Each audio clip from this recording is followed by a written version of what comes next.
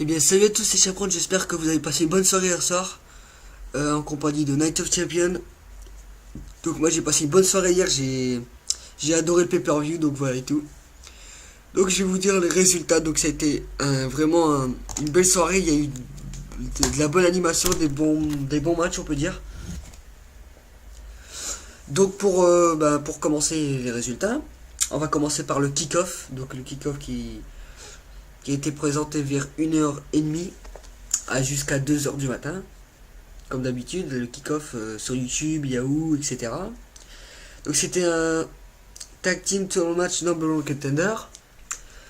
Donc les équipes venaient par élimination. Donc ça a commencé avec les Free MB et les Tools of the Funk. Donc les Tools of the Funk se sont fait éliminer. Ensuite il y a eu les Real Americans qui sont arrivés. Ensuite les Usos et à la fin les Primetime Players. Donc les vainqueurs ont été les Primetime Players qui ont battu les Real Americans en fin de match. Donc ils sont qualifiés pour affronter The Shield pour le titre par équipe. Ensuite pour commencer le show, Triple H vient et dit et parle un peu de lui comme parce il a été un peu méchant ce temps-ci et tout ça, comme sa corporation et tout ça. Voilà, quand il a parlé, et a dit de passer qu'il passe une bonne soirée à tous à Night of Champions. Ensuite Paul Heyman est venu à la suite de Brad Maddox qui a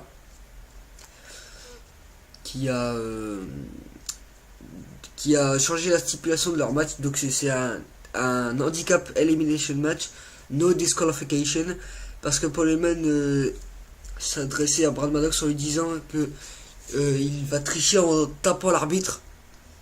Mais Brad Maddox lui a dit ce sera sans disqualification. Donc il était un peu coincé Paul Heyman. Donc il a été voir Triple H, donc quand il était sur le ring, il lui a dit s'il pouvait changer quelque chose. Donc il lui a dit non, c'est bon comme ça en fait. Il a dit il n'y a pas besoin que toi tu catches comme il y a besoin que Curtis Axel. Donc ensuite Curtis Axel ça a un peu énervé parce que Triple H ne voulait pas changer quelque chose au match. Donc comme Triple H Curtis Axel a un peu énervé Triple H en lui parlant de quand je t'avais battu et tout ça. Donc il lui a dit après quand il lui a dit tu vas défendre ta ceinture ce soir là maintenant quoi, contre le catcheur qui va venir qui sera là en premier. Donc voilà, le match commence et c'est Kofi Kingston qui a été choisi pour affronter Curtis Axel pour le titre intercontinental. Donc après un match de ouf, c'est Curtis Axel qui conserve son titre. On aurait cru que Kofi Kingston allait récupérer le titre intercontinental pour la 5e fois. Mais non, Curtis Axel garde son titre. Donc voilà. Ensuite, le Fatal 4-Way des Divas. Donc AJ Lee, Natalya, Noemi et Brie Bella. Dans un Fatal 4-Way pour le titre des Divas. Donc le match il a pas duré longtemps. C'est une victoire d'AJ Lee par soumission sur Natalya. Donc voilà, son règne continue pour AJ. Donc voilà. Ensuite, le match pour le championnat du monde poids lourd, donc Rob Van Dam contre Alberto Del Rio. Donc celui-là, ça a été un match vraiment aérien et tout ça. Donc il y a eu des vols de Rob Van Dam et tout. Mais Rob Van Dam remporte le match par disqualification. Comme Alberto Del Rio lui a fait une prise, et il lui a fait le Judy Gatame. Et Rob Van Dam a touché les cordes, mais Alberto n'a pas lâché jusqu'à 5, donc il y a eu une disqualification. Et c'est comme ça qu'il a gardé son titre, Alberto.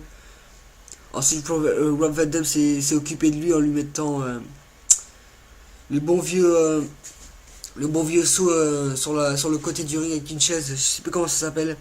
Je sais aussi Shane McMahon le faisait ça. Donc voilà pour ça. Ensuite, le Miz contre Fandango, donc un match normal. Donc c'est The Miz qui a remporté le match, donc il s'est vengé de Fandango. Donc voilà pour ça. Ensuite, Paul Heyman et Curtis Axel contre CM Punk dans un handicap elimination match sans disqualification. Donc le match, comme je l'avais prédit, s'est passé comme je l'avais dit. Sauf à la fin, il s'est passé un truc. Donc le match, le match était bien, bien contrôlé par CM Punk, on peut dire ça. Ensuite, il a réussi à éliminer Curtis Axel, comme je vous l'avais dit. Curtis Axel serait éliminé, il resterait que Paul Heyman. Donc, Paul Heyman s'est fait vraiment tabasser par CM Punk. Là, il s'est vraiment vengé. Il lui a tabassé, il a tabassé au kendo stick de partout. Après, il l'a menotté. Il s'est vraiment vengé. Et là, au moment où il allait lui péter la face avec le kendo stick, et CM Punk se retourne là, Ryback le prend et le jette à travers la table qu'il y avait sur le coin du ring. Donc je ne comprends pas qu'est-ce que fait Ryback dans cette histoire. Donc c'est CM Punk qui gagne par disqualification. Ah non. Non. Comme il n'y a pas de disqualification, ça veut dire non. Je suis trompé en fait là. Je sais pas si Ryback va faire partie de cette rivalité. Donc voilà, pour ça on en sera plus à Raw ce soir. Ensuite, pour le match pour les United States Champions, donc Dean Ambrose contre Dolph Ziggler. Ce match, on aurait cru qu'il y aurait un changement de titre, mais non, Dean Ambrose a réussi à conserver son titre sur ce coup-là encore.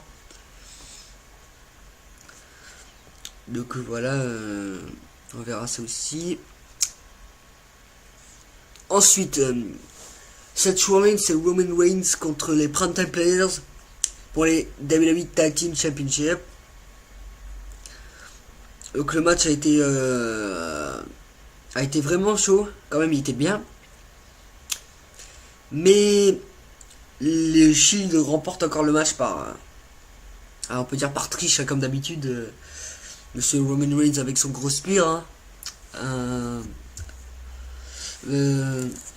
Derrière l'arbitre qui ne voit rien, quoi. Je crois que tant que Triple H sera comme ça, The Shield sera toujours champion. Parce qu'ils sont un peu avancés grâce à lui. Enfin, ils sont alliés avec Triple H maintenant. Alors. Donc voilà, ensuite le main event que tout le monde, je crois, attendait. Donc Randy Orton versus Daniel Bryan pour des WWE Championship. Donc ce match a duré vraiment longtemps, ça a été vraiment serré, les prises sont parties de partout. Mais le moment choc, c'est Daniel Bryan qui a réussi à battre Randy Orton. Donc Daniel Bryan, normalement c'est lui le visage en ce moment, parce que lui, on peut dire que là il a fait un grand exploit là. Le mois dernier il a battu John Cena dans le main event de SummerSlam. Ce mois-ci il bat Randy Orton dans le main event de Night of Champions. Faut dire vraiment là respect Daniel Bryan hein, quand même.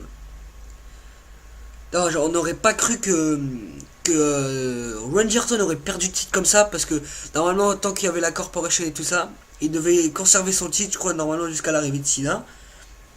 Et là on n'a pas compris c'était quoi, ça faisait que je crois peut-être un mois presque.